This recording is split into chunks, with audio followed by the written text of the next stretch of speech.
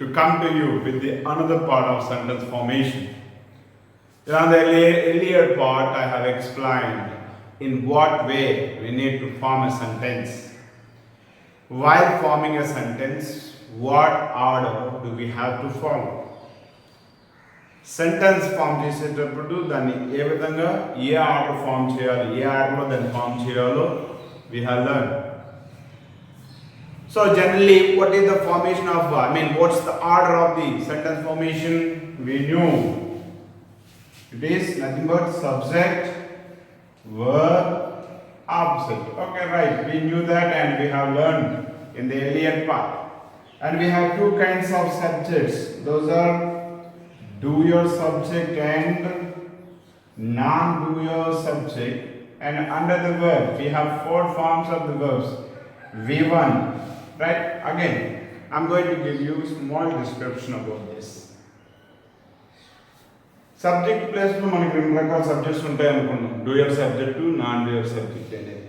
ఇక్కడ doer subject ఏంటంటే ఏంటి, నాన్ డూయర్ సబ్జెక్ట్ అంటే ఏంటంటే ఎర్లియర్ పార్ట్లో కూడా ఎక్స్ప్లెయిన్ చేశారు, మరొకసారి బ్రీఫింగ్ ఇస్తా.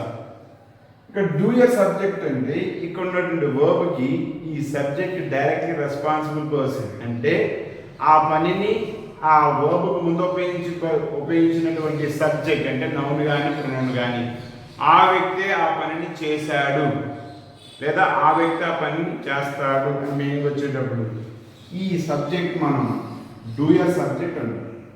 కానీ కొన్ని సందర్భాల్లో ఈ వర్బ్కు ముందు ఉపయోగించేటువంటి నౌన్ కానీ ప్రొనౌన్ కానీ they are not directly responsible person of that particular action that was used in sentence. ఆ సెంటెన్స్లో ఎక్స్ప్రెస్ చేసినటువంటి వర్బ్కి, యాక్షన్కి అక్కడ ఉన్నటువంటి సబ్జెక్టు డైరెక్ట్గా రెస్పాన్సిబుల్ పర్సన్ కాదు. కానీ కొన్నిసార్లు ఆ సబ్జెక్టు ఆ యాక్షన్ని రిసీవ్ చేసుకుని ఉండవచ్చు, రిసీవర్ అయి ఉండొచ్చు. అర్థమవుతుందన్నమాట. So receiver of the action we call as a non-doer. See here, example, I was not allowed. Okay, right, see here in this sentence I was not allowed. Actually here the allowed, the word itself is a verb. We know that allowed another verb. సరే, ఈ వర్బ్కు ముందు నీకు అట్లాగా చెప్పినట్టుగా వర్బ్కు ముందు ఉపయోగించేటువంటి noun కానీ ప్రొనౌన్ కానీ సబ్జెక్ట్ అనుకుంటాం.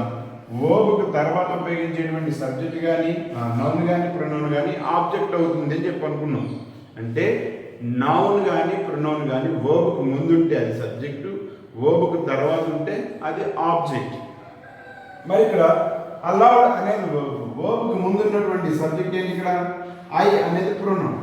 కాబట్టి ఇప్పుడు ఈ ఐ అనేది సబ్జెక్టే. కానీ what kind of subject is this?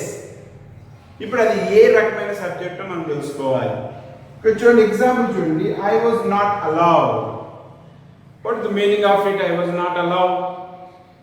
I was not allowed means నన్ను లోపలికి అలౌ చేయలేదు.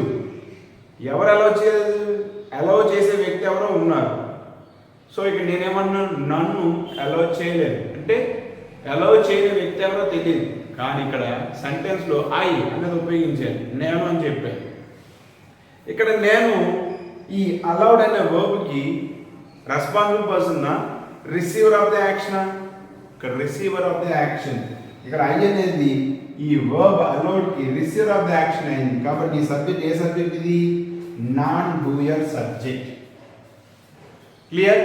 సో సబ్జెక్ట్ని బట్టి ఎందుకు ఇంత మళ్ళీ స్ట్రెస్ ఇస్తున్నానంటే సబ్జెక్టు అది ఏ సబ్జెక్ట్ అనేది ఐడెంటిఫికేషన్ అయితే మనం ఉపయోగించాల్సిన వర్బ్ కరెక్ట్గా మనం ఉపయోగించడం అనేది తెలుస్తుంది. ఇది మీరు క్లారిటీగా వినాలి, దీన్ని చాలా జాగ్రత్తగా వినడం ప్రయత్నం చేయాలి. ఎందుకంటే నేను నా ప్రీవియస్ వీడియో నేను చూసి దాన్ని అనాలిసిస్ చేసేటప్పుడు రిటెన్షన్ ఎలా ఉందంటే as at the starting it has and it has come down like this. అంటే మీరు స్టార్టింగ్లో వింటున్నట్టు దాన్ని అలా వచ్చేటప్పుడు ఏమైపోతుంది? ఇది ఇంతే కదా అని వదిలేస్తుంది. అలా అయితే మనం నేర్చుకోవడం అనేది కష్టం. సో మనం పర్ఫెక్ట్గా ఎగ్జామ్ని క్లియర్ చేయాలంటే, క్లియర్ ఇన్ ద సెన్స్ ఒక ఎగ్జామ్, ఒక కాంపిటేటివ్ ఎగ్జామ్ క్లియర్ చేయాలి, ఒక టెట్లో మనం క్లియర్ చేయాలి, లేదా ఏ కాంపిటేటివ్ ఎగ్జామ్లో ఇంగ్లీష్ పార్ట్ మనం క్లియర్ చేయాలి. సో అది క్లియర్ చేయాలంటే మనకి ఆ నాలెడ్జ్ మీద కంప్లీట్గా అవగాహన ఉండాలి. అందుకోసం మరి చెప్పారు సబ్జెక్ట్ అందు గురించి మనకి ఎక్కువ most of the cases we were given generally will be given questions to find suitable verb form. ఇచ్చి సెంటెన్స్ ఇచ్చి కింద 4 వర్బ్ ఫామ్స్లో కరెక్ట్ వర్బ్ ఫామ్ సెలెక్ట్ చేయమని చెప్పేటప్పుడు ఆ వర్బ్ ఫామ్ సెలెక్ట్ చేయడంలో subject plays a vital role. Subject అనేది మనకి చాలా ఇంపార్టెంట్ పాత్ర పోషిస్తుంది కాబట్టి ఆ సబ్జెక్ట్ ఐడెంటిఫికేషన్ చాలా ఇంపార్టెంట్. అర్థమైంది మీకు? ఇప్పుడు ఆ సబ్జెక్ట్ డూయరా నాన్ డూయర్ అని చెప్పి నేర్చుకున్నాం. Okay right. Then next verbs వచ్చేటప్పుడు మనకి వర్బ్ ప్లేస్లో మనం ఫస్ట్ ఫామ్ ఉపయోగించవచ్చు. అయితే కొన్నిసార్లు ఈ ఫస్ట్ ఫామ్కి ఎస్ ఆర్ ఈఎస్ అనేది యాడ్ చేసి చెప్పాలని చెప్పాను. అండ్ సెకండ్ ఫామ్ కూడా ఉపయోగించవచ్చు. సెకండ్ ఫామ్కి ఇంకేం ఆల్టర్నేట్ లేదు. ఒకవేళ థర్డ్ ఫామ్ ఉపయోగించవలసి వస్తే దాని ముందు ఖచ్చితంగా అయితే హ్యావ్ కానీ లేదా హ్యాజ్ కానీ లేదా హ్యాడ్ కానీ ఉండవలే. థర్డ్ ఫామ్ ఉందంటే ఖచ్చితంగా దానికి ముందు అయితే హ్యావ్ కానీ హ్యాజ్ కానీ హ్యాడ్ కానీ ఏదో ఒకటి ఉండాలి. ఉండకపోతే అదేమవుతుంది, సెంటెన్స్ రాంగ్ అవుతుంది. అండ్ ఫోర్త్ ఫామ్ వచ్చేటప్పటికి దాని ముందు బీ ఫామ్స్ అనుకున్నాం. బీ ఫామ్స్ ఏంటంటే am, is, are, was, were. Right. So here it's not being visible. Right. Am, is, are, was, were. Right. So మనం ఫోర్త్ ఫామ్ ఉపయోగించండి ఖచ్చితంగా ఉపయోగించాలనుకున్నాం. Then next object ప్లేస్కి వచ్చేటప్పటికి ఆబ్జెక్ట్ అంటే ఏం చెప్పనుకున్నాం? It's a product of subject and verb అని చెప్పాను. సబ్జెక్ట్కి ఈ రెండింటి యొక్క కాంపిటీషన్ ప్రొడక్ట్ అని చెప్పాను. ఆబ్జెక్ట్ని ఇలా చెప్పా, it is nothing but S into V equals to O. S into V equals to O అంటే subject into verb is nothing but object. అలా అంటే మీకు అర్థమవుతుందని చెప్పి చెప్తున్నాను అంతే. సబ్జెక్ట్ వర్బ్ యొక్క ప్రొడక్ట్ ఆబ్జెక్ట్ అవుతుంది.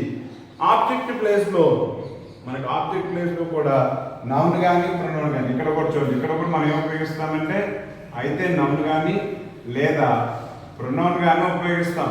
రైట్. నౌన్ కానీ ప్రొనౌన్ కానీ ఉపయోగిస్తాం. కానీ వినండి, మేము గతం ఫస్ట్ చెప్పాను అందు గురించి. వర్బ్కు ముందు నౌన్ కానీ ప్రొనౌన్ కానీ ఉంటే సబ్జెక్ట్ అవుతుంది. వర్బ్కి తర్వాత నౌన్ కానీ ప్రొనౌన్ కానీ ఉంటే అది ఆబ్జెక్ట్ అవుతుందని మనకు తెలుస్తుంది. సో ఈ ఆబ్జెక్ట్ ప్లేస్లో ఎప్పుడు ఎవరు ఉంటారంటే రిసీవర్ ఆఫ్ ద యాక్షన్ ఉంటాడు ఎక్కువగా. సబ్జెక్ట్ ప్లేస్లో డూయర్ ఆఫ్ ద యాక్షన్ ఉండొచ్చు, non doer of the action ఉండొచ్చు, రెండు ఉండొచ్చు. కానీ ఆబ్జెక్ట్ ప్లేస్లో maximum receiver of the action ఉంటారు. రిసీవర్ ఆఫ్ ద యాక్షన్ మాత్రమే ఉంటారు. నెక్స్ట్ ఆబ్జెక్ట్ ఫైండ్ అవుట్ చేయాలంటే చెప్పాను మీకు. అయితే ఆ సెంటెన్స్ ఒక సెంటెన్స్లో ఆబ్జెక్ట్ ఐడెంటిఫికేషన్ అనేది చాలా ఇంపార్టెంట్. ఇది మనకి యాక్టివ్ అండ్ ప్యాసివ్ వాయిస్ వచ్చేటప్పటికి, non clear approach sentences formation వచ్చేటప్పటికి మనకి క్లారిటీగా ఆబ్జెక్ట్ ఐడెంటిఫికేషన్ అనేది మనకి ఖచ్చితంగా క్లారిటీగా తెలుసుకుని ఉండాలి. వాటిలో చూడండి, ఆబ్జెక్ట్ ఫైండ్ అవుట్ చేయాలంటే వాట్ కానీ లేదా హూమ్ అనే ఈ 2WH వర్డ్స్ ఉపయోగించి సెంటెన్స్ మనం క్వశ్చన్ చేస్తే అప్పుడు వచ్చే ఆన్సర్ మాత్రమే ఆబ్జెక్ట్ అవుతుంది. ఈ రెండు వర్డ్స్ కాకుండా మిగతా ఏ వర్డ్స్ వచ్చినా సరే ఆ ఆన్సర్ ఆబ్జెక్ట్ అనిపించుకోదు, ఆబ్జెక్ట్ అవ్వదు కూడా. మనం జాగ్రత్తగా వినాలి. ఓకే. సో ఇప్పుడు వాట్ అనే వర్డ్తో నువ్వు క్వశ్చన్ చేస్తే వచ్చే ఆన్సర్ని డిఓ అన్నాను, డైరెక్ట్ ఆబ్జెక్ట్ అని చెప్పాం. Direct object. అండ్ ఒకవేళ హూమ్తో వచ్చే క్వశ్చన్ని ఆన్సర్ మనం దాన్ని ఇండైరెక్ట్ ఆబ్జెక్ట్ అని చెప్పాం. Indirect object. రైట్. ఓకే. ఇదంతా కూడా ప్రీవియస్ క్లాస్, ఇదంతా కూడా గత క్లాస్లో చెప్పిన విషయం మళ్ళీ రివైజ్ చేశానంటే. సో ఇక్కడ మనకి ఇంకా ఈ సెంటెన్స్ ఫార్మేషన్స్లో మనం ఇంకా నేర్చుకోవాల్సిన విషయాలు ఏంటంటే ఇప్పుడు కూడా ఈ వర్బ్, సబ్జెక్ట్, ఆబ్జెక్ట్ ముందు ఈ మూడు విషయాలు మనం పర్ఫెక్ట్గా ఒక సెంటెన్స్లో ఐడెంటిఫై చేయటం యాజ్ వెల్ యాజ్ వాటిని కరెక్ట్గా ఉపయోగించడం వచ్చిందంటే మనం రైటింగ్లోనే ఎక్సెల్ అవ్వగలుగుతాం, స్పీకింగ్లోనే ఎక్సెల్ అవ్వగలుగుతాం. అలాగే కాంపిటేటివ్ ఎగ్జామ్ వచ్చేటప్పటికి దాన్ని ఎలా క్లియర్ చేయాలో ఒక అవగాహన అనేది మనకి వస్తుంది. సో అందుకోసమే ఈ విషయాలను జాగ్రత్తగా వినాలి. Right. As we learn about the parts of the sentence, then next we need to know that yes, in English language sentence has to be formed by the combination of subject, verb, object. Yes, English లాంగ్వేజ్లో sentence మనం సబ్జెక్ట్ని, వర్బ్ని, ఆబ్జెక్ట్ని ఇది కూడా ఆర్డర్లో first subject ఉపయోగించాలి, తర్వాత verb, తర్వాత ఆబ్జెక్ట్ని ఉపయోగించి సెంటెన్స్ ఫామ్ చేయాలనుకున్నాం. సరే, ఈ విధంగా సెంటెన్స్ ఫార్మేషన్ వస్తుంది. అయితే మనకి ఇంగ్లీష్ లాంగ్వేజ్లో ఎన్ని సెంటెన్సెస్ ఉన్నాయి ఇది విషయం గుర్తుంచుకోవాలి. ఇంగ్లీష్ లాంగ్వేజెస్లో రెండు రకాల సెంటెన్సెస్ ఉన్నాయి. ఒకటి based on meaning and based on construction, based on formation, based on like we can say that the information that is being provided by the sentence. ఆ సెంటెన్స్ యూజ్ చేయడాన్ని బట్టి ఒక రకం, అలాగే ఆ సెంటెన్స్ రైటింగ్ బట్టి లేదా ఫార్మేషన్ బట్టి కొన్ని రకాలు. మొత్తం ఓవరాల్గా చెప్పుకోవాలంటే మనకి English language 7 types of sentences ఉన్నాయి. 7 టైప్స్ ఆఫ్ సెంటెన్సెస్. ఇదేంటి సార్, మేము ఇప్పుడు కూడా సెంటెన్స్ ఫార్మేషన్ అన్నప్పటికీ సెంటెన్సెస్ 4 టైప్స్ కదా నేర్చుకున్నాం, కానీ మీరు 7 టైప్స్ అంటున్నారు ఏంటని చెప్పండి. ఎస్, మనకి 7 టైప్స్ ఆఫ్ సెంటెన్సెస్ ఉన్నాయి. అవి కూడా చెప్పాను. Based on construction, based on the meaning of the sentence. So here మొత్తం 7 టైప్స్ ఆఫ్ సెంటెన్సెస్ ఉన్నాయి. వాటిలో ఫస్ట్ 4 టైప్స్ ఆఫ్ సెంటెన్సెస్ని as we know very well, because we have been we have been learning, we have been bombarding by the teachers and all the English faculties right from the beginning. Since you started your education, your teacher would have taught 4 types of sentences. మీకు చిన్నప్పటి నుంచి 4 types of sentences చెప్తూ ఉంటారు కదా. ఆ 4 types of sentences ఏంటి? Right? Is it visible? Right, I'm telling you. First one, see, we are. Okay, not that. Right, so here see, I am not at all, not clearly visible on the screen, but now I am visible. See here, when I am trying to show you, see here, I am not present over the video, but my writing has been presented over here. See here, first we have 4 kinds of assertive sentence: interrogative, imperative, exclamative. We have 4 types of sentences, right? So assertive, interrogative, imperative, exclamative. These 4 types of sentences. So we should know actually these 4 types of sentences we have to know that, as well as every sentence, in this structure we should know that. What is this? Pinny structure. What is pinny structure? So you would have confused. Pinny structure. What is pinny? Pinny means nothing but yes, P-I-N-N-I. Right? Right. First see that.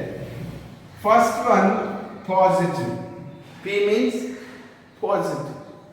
And I stands for interrogative. And N stands for negative. And NI stands for negative interrogative.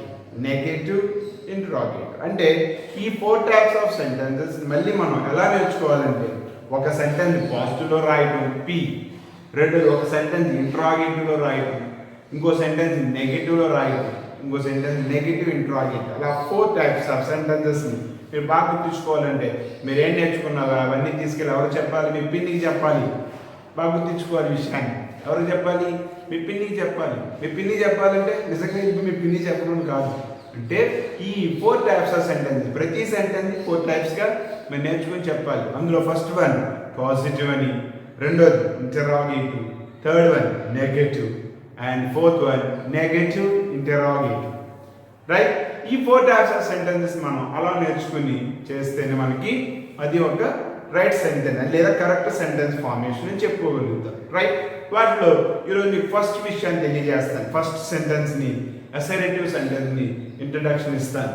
Okay, right? Let us see what is an interrogative. First, what is the first type of sentence? I mentioned assertive sentence. Okay, let me start with the assertive sentence.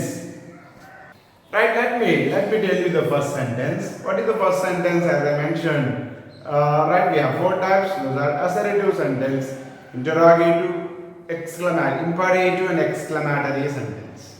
And this one is assertive sentence.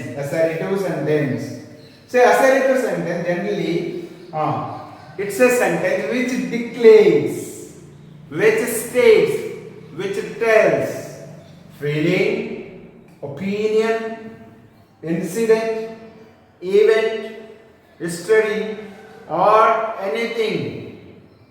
Real, clear, my word. Here assertive sentence declares. Actually, assertive means nothing but yes. Exactly. It's a statement. And so here it's a statement, and I wrote here, it is either affirmative or negative. In another words, we can say assertive sentence and it's a statement. అది ఒక statement. ఆ statement affirmative are negative అంటే positive అయ్యి ఉండదు. Affirmative అంటే positive అంతే, ఇంతమించి ఏం లేదు. ఎఫర్మేటివ్ కొత్త పదం వచ్చిందని కన్ఫ్యూజ్ అయ్యే పని లేదు మనకి. ఎఫర్మేటివ్ అంటే nothing but positive. And negative అంటే నెగిటివ్ తెలుసు. నెగిటివ్ సెంటెన్స్ తెలిసేసుకుని మనకి కాదు, లేదు, రాదు, ఇటువంటి మాటలు ఉపయోగించి ఫామ్ చేసేటువంటి సెంటెన్స్ మనం నెగటివ్ సెంటెన్స్ అంటాం అంతే. Right. After this, we have to know some additional things. What are they? Right. Here, the assertive sentence means nothing but it's a statement. Either positive or negative. And it declares a feeling of a person, opinion of a person, incident or event, history or anything else. And it ends with full stop. It started with subject. Remember, it is generally started with subject, ends with full stop. Started with the subject, ends with full stop. Okay, right? You have to know that. And sometimes in a sentence formation, yes, the subject may be used in the middle of the sentence, but before it, some additional stuff was used. So by seeing that sentence, we thought that, hey, what kind of sentence is this? నేను కూడా గప్పుడు నేర్చుకునేటప్పుడు నాకు ఒక ఎగర్నెస్ ఉండేది. చదివేటప్పుడు నేను నేర్చుకున్నాను కదా, ఈ సెంటెన్స్ ఫార్మేషన్ ఏ స్ట్రక్చర్లో వస్తుంది, నాకే వచ్చేది, క్వశ్చన్ వచ్చింది నాకే. ఓహో, తర్వాత అలా వచ్చే కొద్ది సెంటెన్స్ మనం ఇలాగ కూడా ఫామ్ చేయొచ్చు అని ఐడియా వచ్చింది. సో దీనికోసం మీరు డిస్క్రిప్షన్లో చూడండి, డిస్క్రిప్షన్లో కొన్ని సెంటెన్సెస్ ఇస్తాను మీకు. Okay, which resembles, it has been, there is no construction rule actually, but it's an assertive sentence. So though it's an assertive sentence, the subject has to be used at the end of or at the middle of the sentence or nothing but it is used in somewhat far away.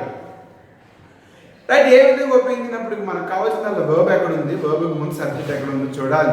ఆ sentence మనం దాన్ని బట్టి observe చేయాలి. అలా ఒక sentence సబ్జెక్ట్తో start అయితే అలాగని చెప్పి ప్రతి సెంటెన్స్ అయితే వీటితో స్టార్ట్ చేయాలని కాదు అక్కడ అర్థం. అందు గురించి చెప్పాను. కొన్ని సెంటెన్సెస్లో కొన్ని అడిషనల్ ఫ్రేజ్ మీన్స్ అగైన్ ఇక్కడ ఫ్రేజ్ క్లాస్ అంటే మరి డిఫరెంట్ అయిపోతుంది. అవి మన క్లాసెస్ స్టార్ట్ అవుతాయి, మరి ఎదర్ క్లాసెస్లో చెప్తాను అసలు ఫ్రేజ్ అంటే ఏంటి, క్లాస్ అంటే ఏంటి, క్లాసెస్లో ఎన్ని రకాలు ఉన్నాయి, ఫ్రేజెస్లో ఎన్ని రకాలు ఉన్నాయి, ఫ్రేజెస్ ఉపయోగించాల్సి వస్తే వాటిని ఎక్కడెక్కడ ఉపయోగించాలి, ఏ విధంగా ఉపయోగించాలి అనే విషయాలు. Clear? Right. So a sentence which declares feeling, opinion, incident, event, history or anything, we call it as assertive sentence. Assertive sentence is either affirmative or negative. It is generally ended with full stop, started with subject. We must know this. So that kind of sentence we call as an assertive sentence. Clear? In the beginning. So here, I'll give one example. See that? In the beginning, God has created the world. God has created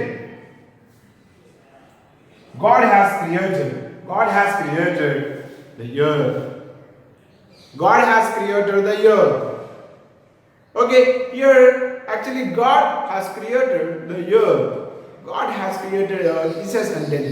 But before that I use in the beginning. In the beginning there is no life. So like this we know that some sentences, okay, even if I go for explanation of all these sentences, this length, the video length would increase. So as a result you people would not see it again and again. So I am telling you, మీరు నేర్చుకోవాలని కోరిక కలిగినప్పుడు ఖచ్చితంగా కొన్ని విషయాలు మనం attend pay చేయాలి. నేను అలా నేర్చుకునేవాడిని. నేను ఒక విషయాన్ని అవకాశం ఉంటే దాన్ని వెళ్ళేటప్పుడు కూడా నాకు వీడియో చూడాలి మళ్ళీ ఆడియో కోసం పెట్టుకొని పడుకుంటూ చదువుకోండి, వెళ్ళేటప్పుడు కూడా వినుకుంటూ నేర్చుకుంటూ వెళ్ళేవాడిని. అలా నేర్చుకోబట్టే నేర్చుకున్నాను. కాబట్టి వినాలి, మీరు బాగా ఈ వీడియో కంప్లీట్గా చూడాలి. కంప్లీట్గా వీడియో చూసినప్పుడు మీకు అప్పుడు మీకు క్వశ్చన్స్ ఏమేమి ఉన్నాయి, మీకేం మీ యొక్క ఓకే మనకి మంచి విషయాలు నేర్చుకుని ఉండొచ్చు, వాటిలో చాలా కొత్త విషయాలు కనబడుతూ ఉంటాయి. ఆ కొత్త ట్రిక్స్ తెలియకే ఇంగ్లీష్ నేర్చుకోవడంలో మేమేమవుతుంటే జస్ట్ బిహైండ్ ఫాక్లు ఉండిపోతూ ఉంటాం. సో వాటిని క్లియర్ చేయాలంటే వీడియోని ఖచ్చితంగా ఎండింగ్ వరకు చూడండి, లైక్ చేయండి. మీకు ఏం డౌట్స్ ఉంటే కింద కామెంట్ సెక్షన్లో just if you let me know that I'm going to provide right explanation for them. And ఖచ్చితంగా కామెంట్ చేస్తే నాకు విషయం తెలుస్తుంది. లైక్ చేయండి. ఒకవేళ మీకు నచ్చకపోతే డిస్లైక్ చేసి రీజన్ పెట్టండి, దానివల్ల నేను ఏం చేయాలనేది నాకు అర్థమవుతుంది. And thank you all for kind listening.